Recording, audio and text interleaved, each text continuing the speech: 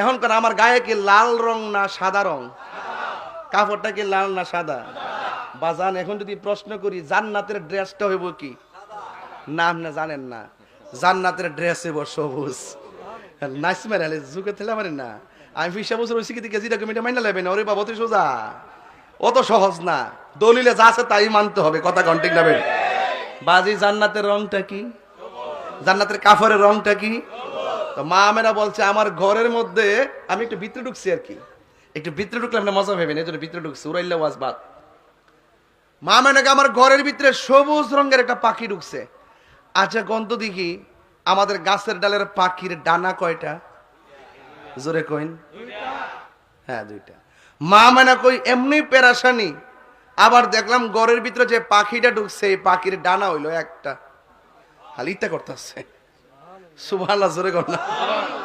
এই ওয়াস মজা পাইবেন, একটু সামনে দেখেন। মা মানে এক ডানা দেখে আমি চিন্তা করতেছি আরে পাখি তো দুনিয়ার গাছের ডালের পাখির মতন না, এটা কেমন পাখি যে আমার ঘরে ঢুকছে আর আমার এত পেরেশানি বাড়ছে। এই পাখির ডানা দিয়া শুধু আমার শরীরটার ভিতরে এমনি একটা আসর দিছে, সাথে সাথে আমার অশান্ত মন শান্ত হয়ে গেছে। অশান্ত মন শান্ত হয়ে গেছে। মা মানে যখন আমার মনটা শান্ত হয়ে গেছে তখন আমি দেখতেছি মানুষ নাই, কেউ নাই, হঠাৎ করে দুইটা পেয়ালা আমার সামনে হাজির হয়েছে।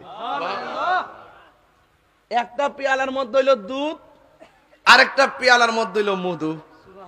আমার এসে বলতেছে এ আমেনা, চামড়ার জ্বালা তো শেষ হয়েছে পাখির স্পর্শে, এবার এখানে দুইটার একটা পান কইরা মনের জ্বালা মিবাও।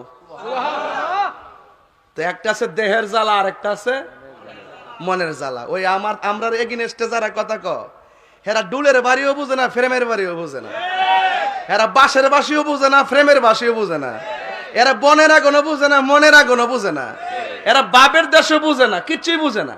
হুদা হুদি না বুঝা বিরুদ্ধে জায়গা। আরে বাবা আগে আমরা সাথে বন দেখেন আমরা কিতা বুঝাই, এরপর আপনি ফতুয়া দেন, কথা কন ঠিক না বেটি?